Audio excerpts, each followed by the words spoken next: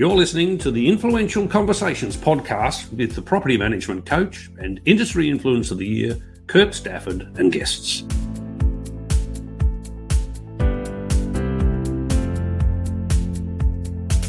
Well, hello again and welcome to yet another episode of Influential Conversations. My guest today is the adrenaline-fueled Beau Miller from Beautique Real Estate in Greater Springfield, which is just outside of Ipswich in Queensland. And I say adrenaline-fueled because I thought I was a bit of an adrenaline junkie. I like the odd fast car and I like throwing myself down snow slopes. But Beau races motorcycles. She's doing up a car to a Holden Calibra to run in drifts and street racing. And she has also thrown herself off a bridge or two in her life. And trust me, I've seen the video. I wouldn't do it.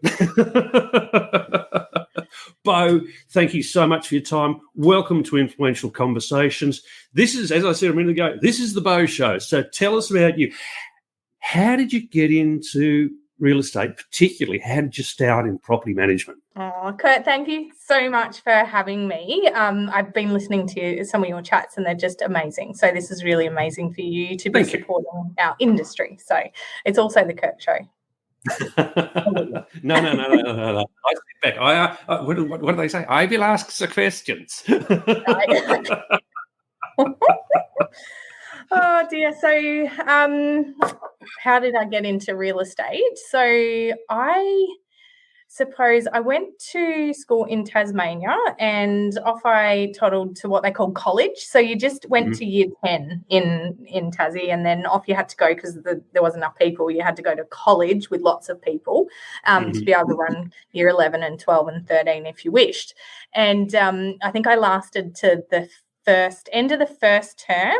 I'd put myself in for all these classes thinking I was going to go off to, God knows, I think I want to be an architect, really. That was where I was headed. So I put myself in all the courses to do that. But by the end of the first term, I'd used up all my Centrelink days. That meant I would lose my Centrelink because I was too busy smoking down behind the sheds and not going to the classes.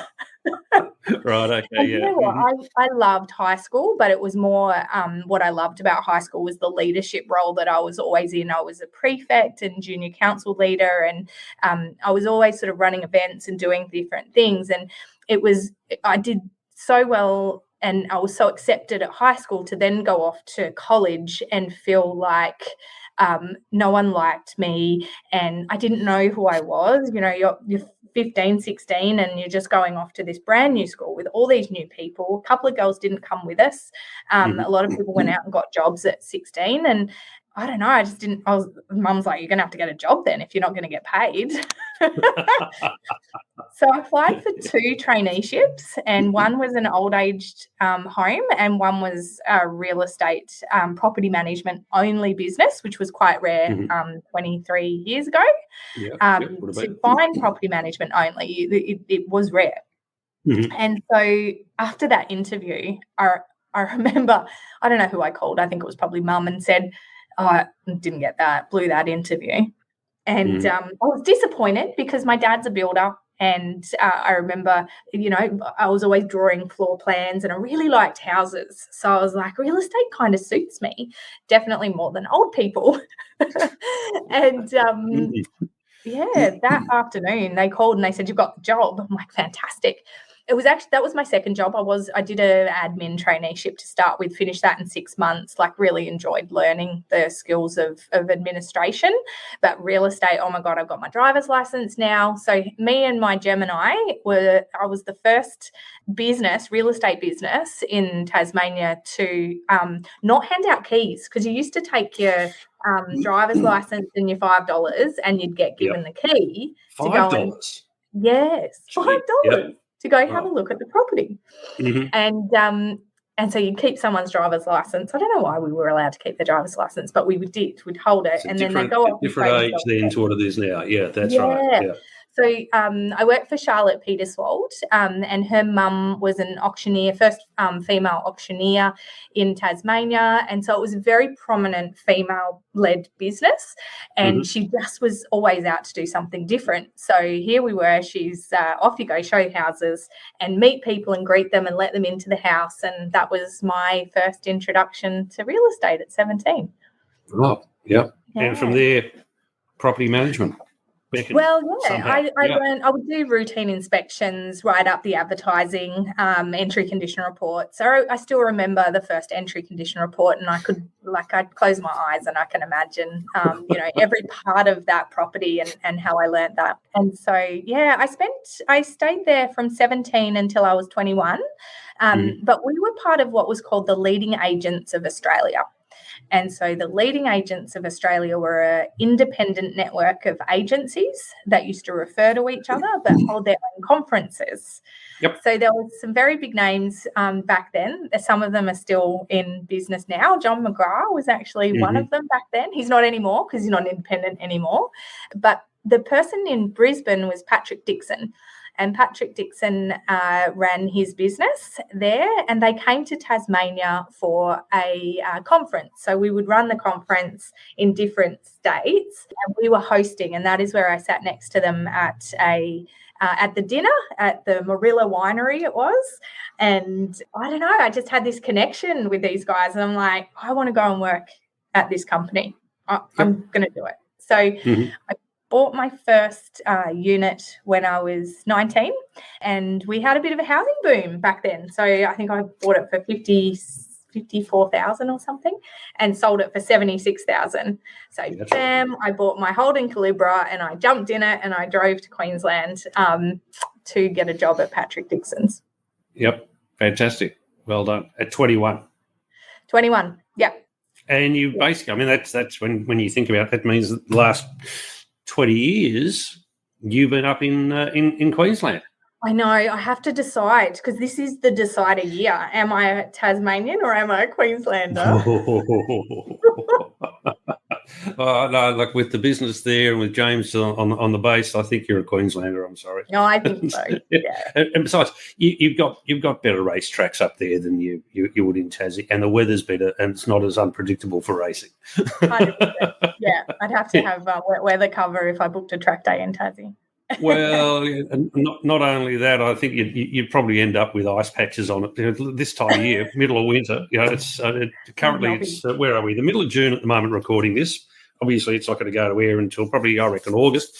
But Melbourne today is 11. So you can imagine down in Tassie, someone said somewhere up, I forget where it was minus 0.4. So that's getting to icy roads anywhere, really. Yeah. So I think you're staying there. So what happened there? You worked with Dixon's for a while and then 12 years ago you decided to go out on your own. Well, what happened was I knocked on their door and I said, I'm here for a job. And they said, we just sold our rent roll. Oh. So you imagine, this is 20 years ago, right? Mobile phones have just kind of started. No one drove around holding a mobile phone. Like it's just you wait till you got back to the office to make phone calls. I didn't tell them I was coming. Oh, so you just landed. Yeah. Right, okay. Mm-hmm. Yeah, I didn't tell them. Do you think that might have been a good idea in hindsight? Hey, I just sold my house and made the most amount of money. I was like, I got this. Doesn't matter. I'll be right. So I did get offered a job. I went and started doing interviews at different places, and I got offered a job at Runaway Bay. And it was a senior property manager position. I was like, this is awesome, but I want to work for Patrick Dixon. So turned out Patrick had sold his rent roll to the rental hotline, which was just down the road. And they said, Beau, I think we can get you a job there, but it's a receptionist job. So I didn't care. I was like, that's like a block away from Patrick Dixon. I'm going to work there. And that's what I did. Oh, okay. So you started from first scratch. Rung on the ladder. Yeah. And worked your way up. How long were you with rental hotline? Not very long, because I got a call from Patrick Dixon. Right. Okay. Yes. So I was only with them for about 6 months, and I quickly progressed into a property management role there. And then Patrick called and said, our manager's leaving. We've got a senior position here. We only manage properties from $500 a week and above. And they had a 10% fee model, all inclusive. They had to pay the fees up front at 10% for the whole year. Yep. And it was just really unique. It was prestige homes, and it was really just a babysitting ground for the sales team. And they didn't do anything under that. And I was like, I'm in. So there was me, and they put a junior property manager on as well. And I, within 12 months, had managed to teach the junior how to do my job, and I got let go. Right. Okay. Yes, that's not an unfamiliar story, I think, to a lot of our audience. It was pretty hard hitting. I still had my Calibra. I still had my Barina that my brother was driving, and I bought an Audi because I thought that I had to drive a car to suit the prestige market. So here I was with this Audi loan and too many vehicles and no job. So I had to start again. Yeah. And did you start again from ground level, or did you go into another role? I was really fortunate. By this point, I was nearly 23. I was 22, nearly 23, and I got a job with Elders Corporate. So when cattle is struggling, they go out and they buy real estate agencies. So they buy back their rent rolls. And I took on an agency in Mount Gravatt, which was an area I hadn't worked in, very much student accommodation style. They had not put a restriction clause on the principal when they bought it, and they had lost 100 properties. So I was brought in to help them rebuild and hold what they had. And that's where I probably learned the most about property management. Out of all of the jobs I ever did, Elders really taught me about the financial value of a rent roll and what it means to run a business. I think that they gave me the foundations. It was actually back in the times when Darren Hunter was the manager for South Australia and Northern Territory. And so he, with my boss at the time, Marsha Derry, were in charge of creating the Elders corporate chapters across the country and bringing them all aligned in their procedures and their training. So I was really fortunate in that time. That's right. You picked a good time to be part of the group. Very good time to be part of the group. Yeah. And then James got posted to Townsville. That's what happens when you're a service wife, doesn't it? Yeah. So Elders had a corporate office in Townsville. We just purchased it. And I called through corporate and I said, I'm moving to Townsville. I'd really love a transfer to the Townsville office. And they said, sure, you can have the receptionist job. No, right. I'm not doing the receptionist job. No, that's great. So I rang, I looked for a business that was an independent boutique business in Townsville. And there was a lady named Judith Grigg. She only had a sales department. And I rang her and I said, would you like a property management department? I'll start it for you.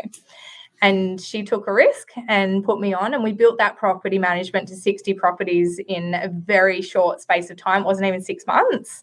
Oh, wow. And then I got offered a job with Console as a trainer. And she said, I'm like, bye, dude. There's 60 properties. What do I do now? You know what? Jude rang me. Oh, it was probably 10 years ago now. And she said, Beau, she goes, I hated you at the time. I hated you. You gave me 60 properties to manage. And she was a sales agent. She didn't want a property management business. Yep. But at that time, she was selling the business. She was retiring. And she said, thank you. Yeah, because that's what gave her nest egg. We know that. We know that the only value in an agency, or 98.9% of it, in the majority of cases, is the rent roll. And if she hadn't had that rent roll, she would have had very little to sell. I mean, the asset of a sales division is nothing. Is nothing. 25 grand sometimes they offer you. Look, maybe even that. I don't think of the offices and agencies that I've bought. I don't think there's been any value attributed to a sales arm because it's as good as the last sale or the next sale. It's not a recurrent. And that's and it what really is dependent on whoever the salesperson is in the team. It's not the brand, it's the person. Each individual person has their own brand.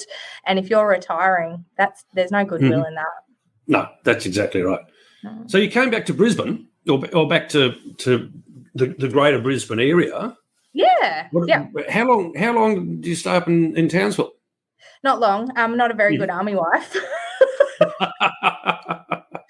No, I really I had a great time in Townsville. I won my first drag racing competition against my husband, so that was quite cool.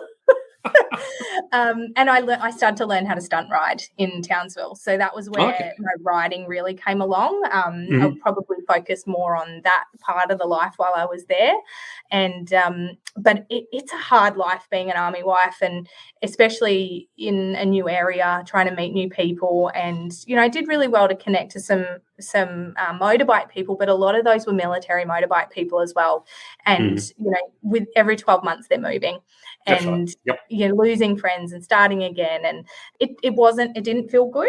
And James was getting posted overseas, and I thought, well, I'm living in Townsville. What's the point in living in Townsville while he's not going to be here? And I moved back to Brisbane. Yep. Lived with some motorbike friends under their house for a bit, and waited till he got posted back. But I ended up settling in Ipswich because. And it wasn't even intentional for James, but it was because of the property values. I couldn't buy a property. I owned another property in Tasmania that I'd purchased, and I wanted I always wanted to own my own homes and own investment properties, and so I was always driven to keep investing in property. And Ipswich felt like a good idea. I was really interested and intrigued in developments and being able to split properties. And that was what I did. I went and found a 1,000 square block with a house on the front and dual access at the back. And that was Ipswich. So 217,000, I think it was at that time. That was about 15, 16 I was years ago. going to say it wasn't recent, was it? No. But that's right. That's the way you make your money. It's accumulating. But then it's being able to subdivide them off. It's being able to spot the opportunities. And it's the same that's right. It's the same with what we do in our own businesses. It's a matter of spotting a gap in the marketplace, designing yourself around that, and filling that need. So and Beautique Realty started around about that time when you moved to Ipswich, or was I think I worked at Console for a little while. I think it was the realization came that I was getting older. We were starting to talk about having children, working in the city because I was traveling into the city all the time. I'd actually had a bit of a moment where I couldn't drive anymore. I was driving back from Sydney on a stunt weekend where we were doing a stunt show there, and a man committed suicide as I was driving back and jumped in front of a truck. And I witnessed it and I fell apart. No surprises in that. I'm pretty strong. I'd witnessed 2 accidents already that year. My sister's partner died while we were riding. He hit a tree. Ooh. Then a police officer who was booking me at the time tried to pull over somebody else and was hit by a motorcyclist. Lost his eye. And I was fine through those 2. I was okay. I was pretty good. And the third one, it just broke me. And I remember just pushed the door open of my ute and I looked at the sky and just went, why me? Why me? And I was just so angry, just so angry. And from that point, though, the PTSD grew and developed to a point where even now I struggle to cross the road. If I see bull bars, the imagery is there of what happened in that day, and then it interlinks with the other accidents as well. So it's particularly when they're all in sort of fairly close succession of each other too. Yeah, we've all got a threshold. That's right. I was going to say there's always a compounding effect of those sorts of things. You just don't know where the threshold's going to be. Interesting though that you still stunt ride, or maybe not so much stunt ride, but you certainly race. But the thing that got me, I mean, those of us that have spent some time with you at other conferences know the story of your bungee jump as well. Yes. And I look at that. I mean, look, most people who know me know I'm ex-Air Force. I was trained not to jump from perfectly serviceable aircraft. And bridges would fall into the same category. You don't jump off them, even with a rubber band attached to you. I look at that and go, that's a hard no. It's funny because I actually I do have an extreme fear of heights, and it developed from a very young child. But I don't remember it until that moment, and it's a feeling that you get. Yep. And I am a thrill seeker. I like to do new challenges and put myself out there.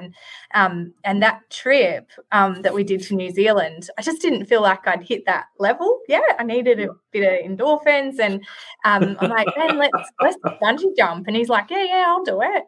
And I was totally okay. I was joking to the people while I'm getting my legs done up, and I was totally okay until I got to that moment and went, I remember this. I'm scared of heights. This is not good. So, you think you probably could have remembered that a little bit before getting to the edge of that drop, don't you? Oh, man. But you did it. The thing is, you did it. You challenged yourself and you did it. I did. But I couldn't have done it without the coaching and the reinforcement and reassurance that I was getting from the guys that were there doing their job. You know, they don't care if you jump off or not. They're just paid to stand there and make sure your legs are safe. But the psychology behind being able to overcome a fear and do things that are a little bit hard and challenging, the lessons and the words that they were saying were really ringing true to my brain and my psyche and enabling me to make the decision to jump. Yep, that's right. But then when you think about that, opening your own business, whatever it is, look, it can be a pop-up store, it can be coaching, consulting business like mine, or it can be something like yours with Beautique Realty. That requires some courage as well. Every day. And that requires the self-belief. 12 years ago, you started Beautique Realty. Is it Realty or Real Estate? I keep Realty. Realty. I know, and everyone puts an I in it, and I don't get the emails. So yeah, really think through what you're going to call your business. Yeah, you started from a zero base. Yeah. Now again, no purchase of a rent roll for for the first few years. And again, I had worked for Console for 8 years at this point, so I hadn't been a property manager for quite some time. Yeah. I actually had not spent very long being a property manager. So, it was a pretty big thing, but it was a niggly in the back of my mind that was always there. I always wanted to have my own agency, and I suppose I don't want to get to the end of my life and say, "Oh, it would have been good if I did this." Yeah, that's right. None of us do. You don't go out with regrets. Yeah. No, you want to make sure that all got ticked. Yep, that's right. And from there, we're now at 250 managements. You've got yourself and 2.5 staff. Now, you're saying before you've got a slightly hybrid business model where you've got 2.5 permanent staff full time, and you do a fair bit of outsourcing. We do. Yeah. Tell us about that. What's involved with the outsourcing? What roles do you outsource? So we've worked out that the disruption of going out of the office and the amount of time it takes to drive to appointment and flip from one job to another, as long as the report is done for a routine inspection, an entry or an exit, as long as the report is done well, as a property manager, you can sit on the computer and you can review the report, you can review the words, and the most powerful part that we play as property managers is using our mouth and using our ability to document and control the information that goes through the parties. So we have almost become desk-based property managers. And so by being on the desk, our response times are quicker, but they're quality responses as well. We have the time to plan out what we need and get those quicker turnaround times, because the longer things fester, that creates its own problems. We know that if a tenant doesn't get their bond back within about 7 days, they'll have an issue. And it could be, there's so many, I won't even go into the detail. But we know that the moment that key gets given back to us, which might be that they left it at the property on the Saturday and we're not actually physically in the office until the Monday. They want their bond on the Saturday. They're not waiting to the Monday. Mm-hmm. And then if you say, well, I'm not doing your inspection until Tuesday, you're going to have to wait a little bit longer. And then there might be things that you've got to go back. You're adding this time pressure onto everything that you do. So by outsourcing the actual inspection role, booking it into an outsourced company's inspection calendar, it just gets done. Just gets done. We know that the report's going to be back by, you give them a deadline, what time it needs to be back, and they're straight on the phone. And the inspectors are that good, they'll call us from the property and say, hey, you're going to need cleaners back. So then you're already giving a heads up. And we're not spending an hour either side getting it ready, doing the report before we send it. The report is there. Now, the outsourced company that we use, they're an Australian company, but they also use VAs to help them to fill in the report detail, which makes them quicker at their job. And it's just best use of time. We've also just recently outsourced our trust accounting as well, not because we don't have the skill to do it. Same goes with our inspections. We have the skill to do it. But every time you do a receipt, you're like, oh, shit, I didn't do this. Oh, shit, I didn't do that. Oh, I've got to follow that up. So the receipting goes from taking like 10 minutes to taking an hour because you get all the way through it and you're like, oh, shit, this hasn't been done. That hasn't been done. And you get these distractions inside of your brain. Same with the bill payments. Why have they charged this amount? And then you go digging. So it takes 10 minutes to do something that's a 1-minute job. So best value of time is to get that stuff processed, and then when you're in the headspace of processing the bills, you're then sitting at the desk and you're doing the same task over and over, repetitive behavior on that task for a block of time. And we've just managed to reduce all of our task response times to, the phone's not ringing. No, because the phone will ring once with the query, whether it's a client query, whether it's an advertising query or whatever. And if they don't get a response straight away, they'll ring back and ring back and ring back. Yeah. But if you're on that on the first call, well, you probably save yourself another 2 or 3 calls further down the line. So from an efficiency gain point of view, doing the way you're doing it makes a lot of sense. And I was really scared to do that because I've promised my clients that I'm going to be the one doing their inspections. Yep. So that fear of not doing what my clients want was overcoming my decision-making ability because I thought there was only one way of running Beautique Realty. But I've tried over and over the years, and there's not one way that's actually worked well until now. Yep. And how do you communicate to your clients, and how have they accepted that it's not you doing the inspection, that it's actually a third party? Do you know what? No one's questioned it. Oh, really? I haven't had to disclose because as long as the inspectors take enough photos of the property, I can inspect the property through their eyes. And they're very detailed. That's what we're asking for, is a detailed inspection report. I tell you what, when we were doing the inspections, they weren't that detailed. Not even close. No, they're getting them 30 days later. Yep, and these guys are professionals at doing it, and they've just got all they're doing. Nailed down. Yeah. So what I did is my 0.5 person. I've actually brought on somebody new, and I learnt this from when I was in Melbourne earlier this year for one of Hayley Mitchell's conferences, and Reece Danbury from Just Property Management in Perth. Just Property Management in Perth. Yep. Yep. So he was talking on stage, and I was listening to him, and I'm like, hey, this is what I've just started trialing. And he's been running his business this way for a long time. And, he's got a huge rent roll. And I'm like, oh, so I might be onto something. And he said in his speech, he said, mums are the best workers. They just can multitask. They get it done, and they're out. I was still using the outsourced company to do all of my routines. And I thought, had somebody knock on my door, and I'd interviewed her last year, and she said, just wondering, have you got another job? And I went, oh, actually, I wouldn't mind trialing something. So we've actually trialed bringing somebody in on a task-based, just doing routine inspections now. Yep. And not overwhelming with too much to do. So make her an expert in the routine inspection process. Yep. Great. Yep. Once again, time-consuming task can be outsourced so long as you've got control of the process. Yeah. Very true. Now, we're running long on time, which I actually don't mind, but I do try to keep these down a little bit. A couple of last little things that I'd like to close out on. We were talking before about your PTSD from the road crashes and what have you, and I don't look. I mean, I've been involved in a few, and I've seen a couple of pretty ugly things in other ways in my life. How did you deal with that trauma? How did you deal with the challenges that presented to you? Not well at the start. Professional help was what got me across the line. I did start the process of taking medication, but for me, my brain works at 100 mile an hour. So if you quieten that down, I don't exist anymore. So that wasn't good for me. Yeah.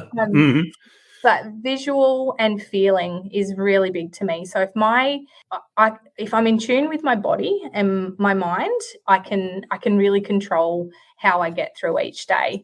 Positive mindset is really important. And if I'm dipping at all in that moment, having coaching, I have regular fortnightly coaching with Tanja Lee, and she really helps me to understand what my purpose is, where am I headed, who am I headed there for, and why am I doing it? And having a dream and a vision that's purpose-led is really important. I think if you just keep doing the same thing over and over without making any changes and expecting a different result, what do they say? It's the definition of insanity. Yeah, Einstein's definition of insanity. Yep, exactly. Yeah, so that rings true to me all the time. And if something's not working, I won't stay in that space. I'm prepared to chop and change, maybe to the demise of people around me sometimes.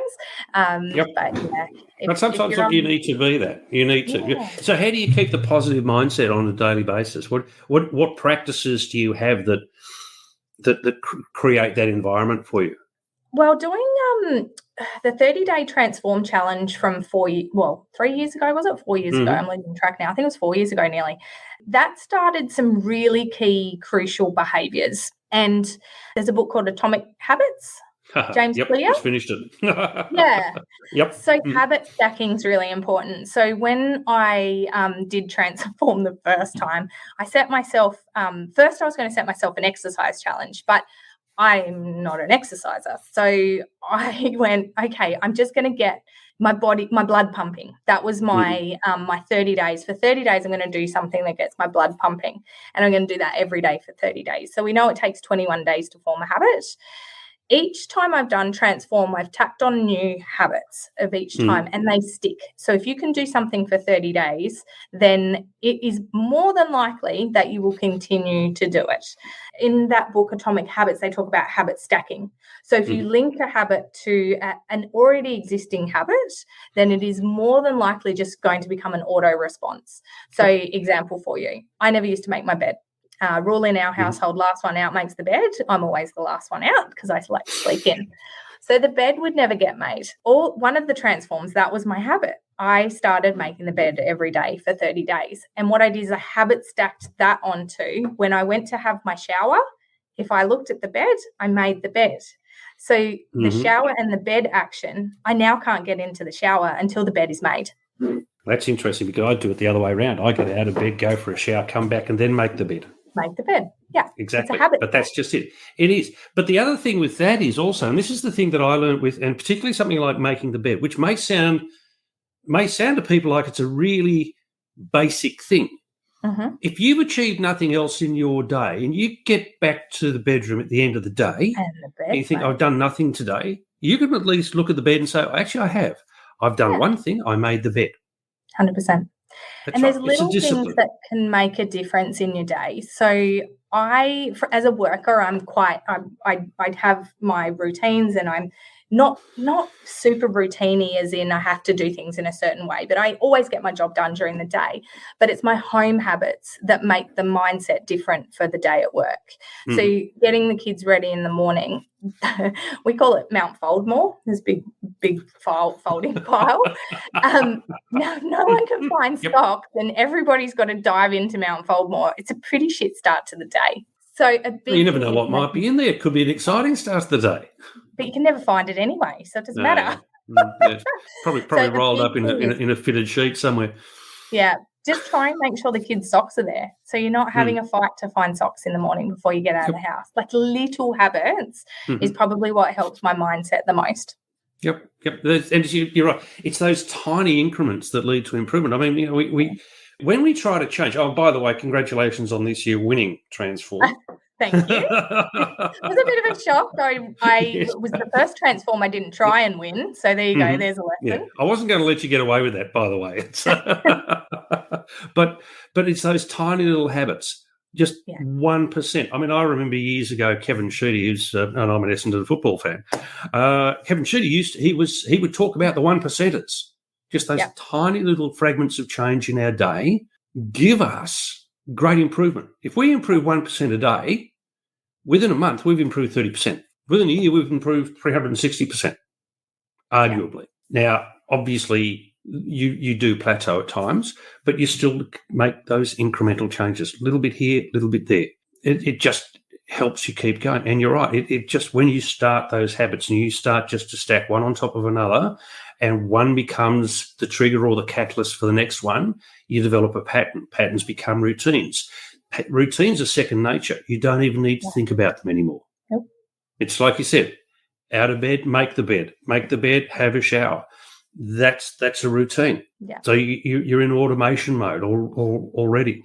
Beau, listen, we've run over time by quite a way, but it's the you did warn me. And I'm starting to do this more and more because the conversations are just so good.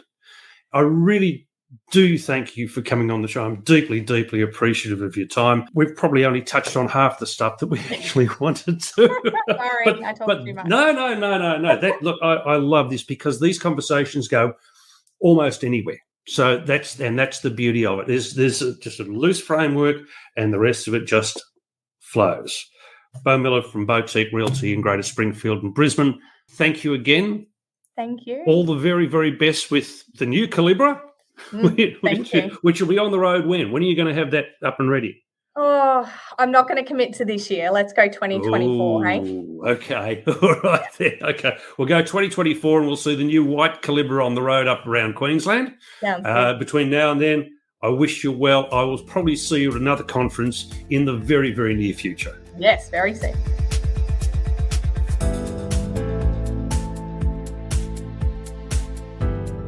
You've been listening to another podcast in the Influential Conversations series. This series is proudly brought to you by Tappy, helping property managers deliver a world-class maintenance experience to their landlords and tenants and providing a total property care solution.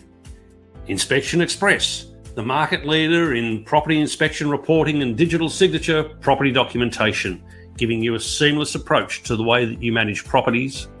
And Agent Dynamics, the Australian market-leading team development ecosystem to help you nurture, grow and retain your property teams since 2014. Thanks for listening. Be sure to tune in next time for the next in this series.